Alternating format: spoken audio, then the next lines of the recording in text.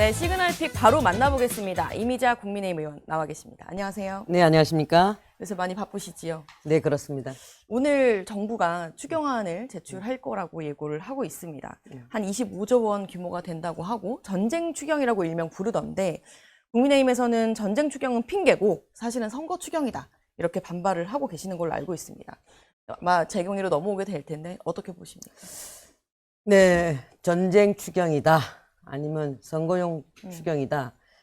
양쪽 다 일리가 있는 말입니다만은 지금 대한민국의 경제가 굉장히 침체돼 있고 네. 그다음에 고물가, 고환율로 굉장히 몸살을 앓고 네. 있습니다. 전문가들 말씀을 들어보게 되면 이제 우리도 그 스태그플레이션으로 들어가는 거 아니냐라고 걱정하시는 분들도 많이 계시는데 우리가 추경을 편성해서 물론 이제 지금 현재 전쟁이 일어났기 때문에 그로 인해서 고유가까지 겹쳐서 추경을 할 수밖에 없는 상황이라고는 이해는 됩니다만은 우리가 항상 정책을 할 때는 심각성이라든가 중요성이라든가 우선순위를 매겨서 해 나가는 데 있어서 다른 나라들은 추경 편성 안 해도 이걸 또 극복해내는 나라들도 있고 그럼 우리 봤을 때는 1단계, 2단계, 3단계 있을 거 아닙니까? 네. 우선 물가 안정이라든가 가격 안정을 시키고 그다음 민생 지원하고 네. 금융, 세제, 규제 지원할 텐데 굳이 선거를 앞두고 이렇게 25조를 풀어가지고 이 부분을 가지고 한다는 것은 결과적으로 야당에서 봤을 때는 이거 돈 풀어가지고 선거 치려고 하는 거 아니냐. 우선 물가 안정부터 잡아라. 그리고 가격 안정부터 물가부터. 지켜라. 그러면 정유 회사라든가 아니면은 우리 또 주유소 협회라든가 네. 이런 데에서 물가부터 좀 안정 잡아놓고 그래서 최고 가격 상한제도 한다고 하지 않습니까? 그런 부분부터 차근차근 1단계 하고 2단계 넘어가면 되는데 만약에 이 전쟁이 장기적으로 갔을 때는 어떡할 겁니까? 또 추경이 불가피한 거 아니겠습니까? 지금 아직 구체적인 내용은 나오지 않았습니다만 민생지원금 등이 있을 수 있다라는 얘기들이 나왔는데 이런 부분들 때문에 좀 오해를 살 수 있다라고 보시는 건가요? 그렇죠. 일단은 가격과 우리 물가를 먼저 잡으려고 한다면은 그거부터 좀 뭐 비축률을 푼다든가 네. 아까 말씀드린 대로 정유사나 우리 주유소 협회라든가 네. 이런 부분들하고 가격 안정을 위한 대책을 좀 세우고 또 지금 뭐 오브제도 하고 있지 네. 않습니까? 네. 그 가격, 공급, 수요 이런 측면에서 1단계 좀 하고 그다음에 이제 추경으로 불가피할 때 넘어가도 어쩔 수 없는 상황 아니겠습니까? 근데 꼭 지방선거를 앞두고 추경 문제 땡겨가지고 한다는 게 선거용 아니냐라는 그런 불편한 의혹도 있는 거죠.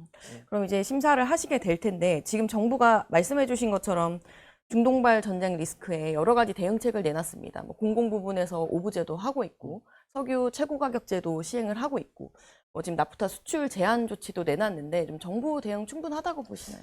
1차 대응은 그거는 뭐 잘하고 있는 거라고 저는 봅니다. 네. 1차 대응 그렇게 해 나가고 그러나 다만 이제 이게 장기전으로 갔을 때 그에 네. 대한 보완해야 될 부분들이 금융 지원, 그다음에 또 세제 지원 더 나가서 규제도 또 완화시키고 그런 부분들을 좀 더 해나가야 된다라고 좀 봐집니다. 조국 대표 같은 경우는 이번 추경에 출퇴근 대중교통 좀 한시적으로는 무료하자 이런 제안도 하시던데 그런 것도 괜찮은가요? 제가 봤을 때는 조국 대표가 공약으로 내금을 모를까 지금 이게 추경 관련돼서 그런 말씀을 하신다는 것은 주방에 밥하다 불났는데 불난 데다가 물을 쏟아붓고 불을 꺼야지 네. 분무기 들고 온 사방 집안에 물 뿌리는 꼴이다. 분무기로 물 뿌리는 꼴이다. 이거는 지금 그 대중교통을 전면 개방해서 무료로 하자라고 한다면 그에 대한 대상은 누구며 어느 지역에 할 것이며 기간은 어떻게 할 것이며 이 설계하는 데만 해도 1년 걸릴 겁니다. 저는 그래서 분무기 들고 물 뿌리는 것보다는 지금 불난 곳에 물을 집중해서 불을 꺼야 되는 게 우선순위다. 알겠습니다. 조금 다른 문제인데 민주당에서 이제 하반기, 후반기 원구성 협상할 때 이제 100% 상임위원장을 가져갈 수도 있다. 이런 이야기가 나오고 있는 것 같더라고요. 지금 위원장님으로서 어떻게 보십니까? 아니 뭐 가져갔었던 적도 있잖아요. 문재인 정부 때 다 가져갔지 않습니까? 네. 다 가져가서 자기들이 이제 모든 부분에 대해서 책임을 져야 되니까 얘도 부담스러우니까 나중에 하반기 슬쩍도 좋지 않습니까? 네. 저는 그래서 한마디로 말씀드리면 민주당에서 민주를 빼라. 그냥 더불어 폭주당, 더불어 독직당. 그냥 차라리 이름 그렇게 지는 게 낫겠다. 되돌려주고 싶다. 그렇게. 예. 알겠습니다. 당 상황을 좀 여쭤보겠습니다. 경북지사 도전장을 내셨다가 지금 이제 양자 대결이 된 상황에서 이철우 지사 캠프에도 합류해 계신 걸로 알고 있습니다. 한때 그래도 경쟁하셨던 건데 어떻게 캠프에 합류하시게 되셨나요? 뭐 경북 사람들은 다 아는 사실인데 지사님과 저는 뭐 사제지간으로 투숙한 게 아닙니까? 이번에 제가 이제 그 도지사 하려고 나가서 여러 가지 도정도 살피고 예산도 네. 다 살펴볼 거 아닙니까? 네. 제가 봤을 때는 정말로 지방 재정이 열악하고요. 중앙 재정에 의존하는 높이 50% 이상이 돼요. 그 속에서 도지사의 권한이 별로 네. 없습니다. 그런 속에서도 이철우 지사님이 참 짜임새 있게 도정을 펼쳤다. 그리고 미래지향적으로 도정을 펼쳐놓은 그런 프로그램들을 보고 상당히 좀 동감을 많이 했습니다. 그리고 또 저도 그렇게 끌고 나가야 되겠다. 지사가 되면 네. 그런 부분들을 좀 많이 생각해서 같이 합류해서 잘 이끌어 나가면 좋겠다. 그런 생각을 가지고 합류하게 됐습니다. 그리고 사제지간이기 때문에 무슨 말이 필요합니까? 양자 대결이다 보니까 좀 격한 설전도 오가는 것 같고 오늘 토론회도 앞두고 있는 것 같은데 일단 양자 대결 지금 쟁점이 되고 있는 부분들에 대해서 어떻게 보세요?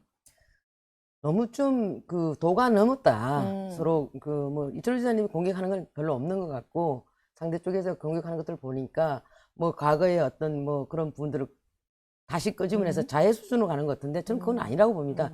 대법원 판결에서 네. 대부분 이 부분은 깨끗하게 정리가 됐고 아예 그 기사도 삭제하라는 그 판결까지 있었던 걸로 제가 알고 있습니다. 네. 그리고 또 그 뭐 녹취가 공개됐다라고 하는데 저도 그걸 자세히 한번 봤어요. 저도 경쟁자였으니까 네. 그때는 봤을 때는 이철우 지사님은 개입되지 않았지만 이런 내용이 나오더라고요. 그래서 이철우 지사와 그 부분에 대해서는 전혀 저는 문제가 없다라고 봐지고 이 부분을 지금 자꾸 말씀하시고 막 퍼나르고 이러는 부분에 대해서는 그 도가 지나칠 때는 법적 책임까지 져야 될 것입니다.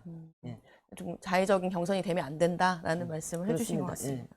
대구 얘기도 안 여쭤볼 수가 없습니다. 어제 김부겸 전 총리가 이제 출마 선언을 했고 대구가 앞장서서 국민의힘을 버려달라라는 이야기를 했는데 어떻게 들으셨습니까? 참 어불성설이죠. 김부겸 전 국무총리께서 네. 국무총리 하실 때 대구에 뭘 했습니까? 일자리 창출을 하는데 도움을 줬습니까? 균형 발전을 이루는데 도움을 줬습니까? 문재인 정부에서 실패한 정부 끝났지 않습니까? 일자리 정책도 실패했고 균형 발전도 실패했고 그랬던 분이 마치 등 떠밀리듯이 나와가지고 대구를 버려달라? 지금 통합도 이 김부겸 전 부총리 때문에 전 국무총리 때문에 네. 통합 문제도 비틀어졌다고 저는 보고 있습니다. 그렇기 때문에 그건 언어도단이다. 대구를 그렇게 만만히 보지 마시라. 네, 실제로 이제 여론조사를 한 거에서는 김부겸 전 총리가 출마 선언을 하기 전에도 양자 대결이나 이런 데서 좀 우위에 있는 것으로 나오니 국민의힘 안팎에 계신 분들이 좀 충격을 받았다 이런 얘기도 하시던데 그 대구 지금 여론의 상황은 왜 그런 거라고 보시나요? 지금 뭐 이제 공천에 대한 피로도도 있는 것 같고요. 그동안 이제 또 많은 정치인들이 한꺼번에 대거 이제 몰려오니까 네. 이쪽 수도권은 좀 어려운데 왜 이런 대구에는 이렇게 많이 나오느냐 하는데 염증도 좀 있으신 것 같고 네. 그러다 보니까 지금 뭐 강하게 해초리를 드시는 것 같은데 그래도 미워도 다시 한번 아니겠습니까? 대구가 무너지면 절대 안 됩니다. 대구가 무너지면 안 된다. 네. 당내에선 지금 주호영 의원이 그 컷오프 이후에 지금 가처분 신청을 해서 결과를 기다리고 있는 걸로 알고 있는데 주호영 의원이 무소속 출마를 할 가능성도 있다고 보시나요? 저는 무소속 출마는 안 하실 거라고 봅니다.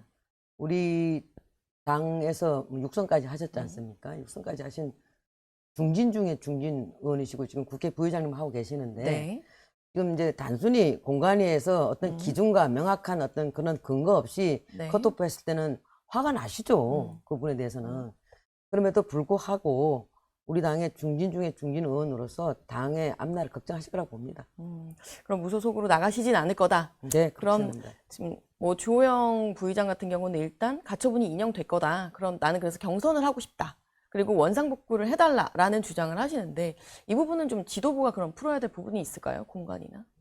이미 지도부는 공정한 경선을 해달라고 했지 않습니까? 네. 근데 이제 공관위에서 이 부분을 컷오프 시켰는데 절차가 그렇게 된다라고 한다면 저는 그 절차에 따라줘야 된다고 생각합니다. 절차에는 따라줘야 된다. 그럼 조영 부회장님이 뭔가 대승적으로 희생을 해달라라는 취지의 말씀이실까요? 조용 부의장님께 희생을 해달라 제가 감히 그런 말씀 못 드립니다. 다만 우리 현재 처해 있는 당의 상황과 그다음에 우리 앞날을 생각해서 중진 중에 중진 의원으로서의 좀 그런 걱정을 함께 해 주시리라 기대하고 있는 겁니다. 또 다른 이제 컷오프 대신 이진숙 전 위원장 같은 경우는 최근에 좀 흰 옷 입고 이렇게 대구 다시 행보하시는 모습을 올리면서 무소속 출마하는 거 아니냐라는 얘기까지 또 나오고 있는데요. 이게 약간 대구시장 구도가 좀 3파전, 4파전 이렇게 될 가능성도 있을까요? 이진숙 그 전 방통위원장님하고는 제가 뭐 교감을 해본 적도 없고 네. 뭐 어떤 친분이 있는 것도 아니기 때문에 그분이 그렇게 하시는 것에 대해서는 제가 여기서 저의 잣대로 음. 말씀드리는 것은 뭐 적절치 않다라고 봅니다. 실제로 그 경북도지사 도전장도 내시고 초반에 활동을 하셨는데 TK 민심은 어떻게 보고 계시나요? 위원장님은 그 지역에서 얘기를 많이 들으실 텐데. 경북 민심도 예전 같지는 않습니다. 음. 좀 많이 좀 힘들어들 하고 계시고 네. 그거죠. 힘을 합쳐서 당을 재건하고 앞으로 전진해서 나가야 되는데 네. 왜 그 자리를 맴맴 돌고 있느냐 이런 말씀들을 많이 하십니다. 좀 그런 얘기를 들으면 어떻게 답해 주세요? 마음이 많이 아픕니다. 네. 잘하겠습니다. 아, 잘하겠다고. 네, 그렇게 말씀드리죠.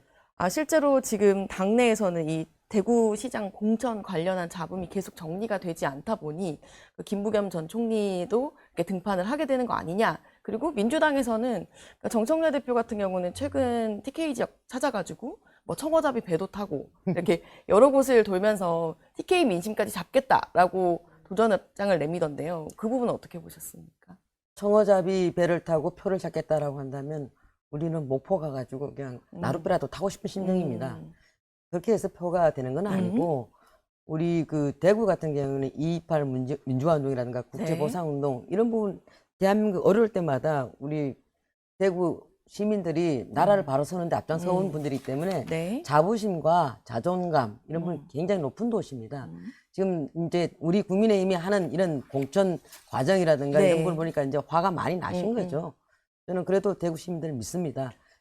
그러나 그 전에 우리가 더 잘해야 되죠. 진짜 잘해야 됩니다. 네. 그 지금 공천 과정이 좀 잘 마무리되면 어쨌든 대구 시민들한테 다시 설명할 기회가 있을 것이다라고. 이거 김부겸 국무총리께서 오셔서 말씀하시는 부분들을 보게 되면 네. 저는 정말 기가 찹니다. 왜냐하면 아니 아까도 말씀드렸다시피 국무총리 하실 때는 더 힘이 셌지 않습니까? 네. 그런 분이 정말 대구를 위해서 뭘 했나요? 대구 국회의원도 하셨잖아요. 대구를 위해서 뭘 했다고 이제 와갖고 내가 대구를 뭐 발전시키겠습니다. 통합하겠습니다. 뭐 우리 행정통합도 하겠다라고 하는데 김부겸 부총리 아니 국무총리죠. 네. 김부겸 총리가 대구 출마설을 저울질했을 때 민주당에서 봤을 때 아 좀 가능성이 있어 보이네 싶으니까 통합법을 안 해준 겁니다. 민주당이 안 해준 거예요. 근데 그걸 다시 와서 김부겸이 하겠다? 이거 어느 도단이죠? 오히려 그런 부분을 강조하겠다라는 말씀으로 들립니다. 예, 예. 주호영 의원이 무소속 출마 가능성을 열어두자 한동훈 전 대표가 그 지역에 출마를 해서 뭐 주한연대, 뭐 한주연대 이제 여러 가지 이름이 나오는데 그런 무소속 연대가 되는 거 아니냐라는 이야기도 나왔었습니다. 그럴 가능성도 있다고 보시나요? 제가 좀 전에 말씀드렸다시피 네. 저는 주호영 부의장을 믿습니다. 예. 아, 주호영 부의장과 혹시 뭔가 얘기를 나누거나 하셨나요? 아니요, 그런 적은 없고요. 그분이 지금까지 쭉 해오신 그 행보를 보시게 되면은 네. 그렇게 뭐 우리 당을 뭐 깨거나 당에 막 그렇게 부담 주고 지금은 화가 많이 나 계시지만 그래도 당의 앞날을 많이 생각하시는 분이라고 저는 생각하고 있습니다. 그럼 지도부의 방향에서 좀 여쭤보면 장동혁 대표는 최근에 이제 기사들이 나오는 걸 보면 지지율이 많이 오르지 않는 부분에 대해서도 좀 걱정과 뭐 화도 많이 낸다고 하고 그런 이야기들이 나오는데 장동혁 대표가 지금 뭔가 뭐 오세훈 서울시장 같은 경우는 혁신선대위를 계속 주장하고 있잖아요. 네. 당 지도부가 좀 어떻게 해주면 좋을까? 그 부분에 대해서 생각하시는 게 있을까요? 저는 이런 말씀을 좀 드리고 싶습니다. 네. 장동혁 대표를 보게 되면 참 의지도 강하고 결기도 있어요. 필리버스터 24시간 하는 게 쉬운 문제가 아닙니다. 네. 그리고 뭐 의지도 강하고 또 단식 투쟁하는 거 보면 결기도 있습니다. 근데 정치는 저는 늘 말씀드립니다만은 살아있는 생물이고 네. 종합예술이다. 다시 말씀드리면 정치는 매사에 타이밍이거든. 타이밍. 타이밍이 굉장히 중요하기 때문에 많이 소통하고 경청하고 그 대신에 피드백이 정확해야 됩니다. 그런 피드백이. 부분들을 좀 잘 하셨으면 좋겠다라는 말씀을 드리고 싶습니다.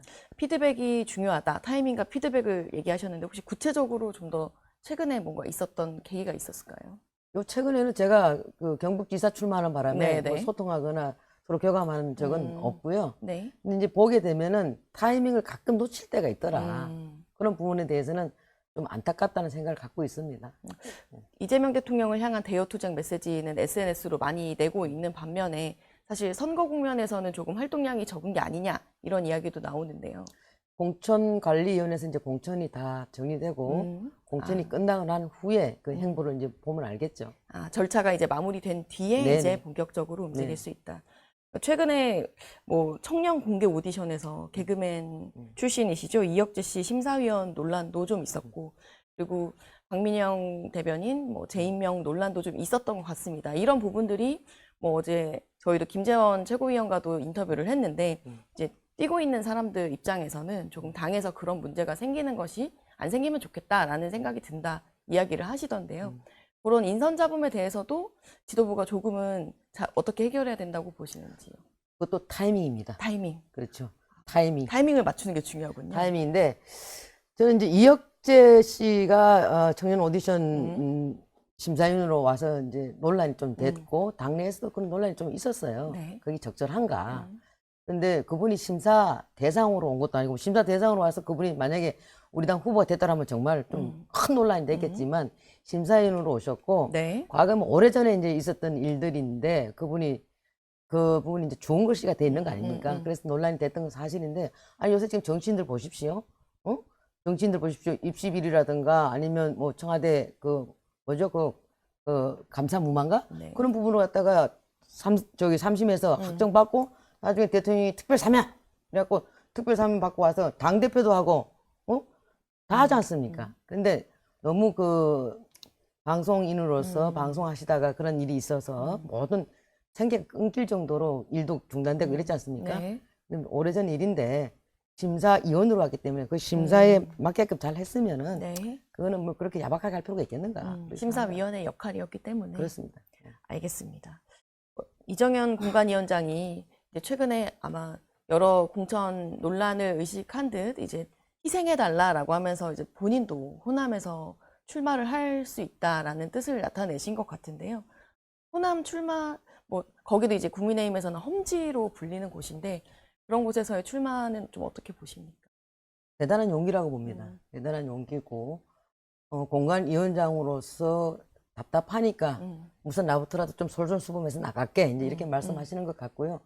당에 대한 충정이라고 읽혀집니다. 다만, 공천관리위원회 위원장으로서 공천부터 잘 마무리 지어야 되지 않겠습니까? 그래서 우선적으로는 공천 관리하는데 신경 쓰시고 잡음이 없도록 잘 정리해 줬으면 좋겠다는 말씀을 드립니다. 알겠습니다. 자, 마지막으로 이게 대구 경북 지역에서 뭐 연고도 깊으시고 이제 민심을 많이 듣고 계실 것 같아서 이번 선거는 뭐 이런 공천 잡음이 끝나고 나서 공천 과정이 다 끝나고 나서 TK 선거는 이런 걸로 치러야 된다. 이런 선거가 돼야 된다라는 뭔가 생각하시는 바가 있으실까요? 지금 뭐 TK는 아무래도 행정 대통합을 통해서 새로운 우리 TK를 변화시키자, 대전환하자 네. 그런 거 아니겠습니까? 대통합을 하자. 그다음에 TK 또 신공항 이전 문제도 있고 네. 여러 가지 이제 굵직굵직한 현안들이 있는데 그 부분을 잘 해낼 수 있는 사람들이 해야 되겠죠. 근데 김무겸 국무총리는 아닙니다. 이미 검증된 사람입니다. 알겠습니다. 대구 경북의 현안을 잘 해결할 수 있는 사람이어야 한다라는 취지로 들었습니다. 네, 오늘 출연 여기까지 하겠습니다. 감사합니다. 고맙습니다. 네.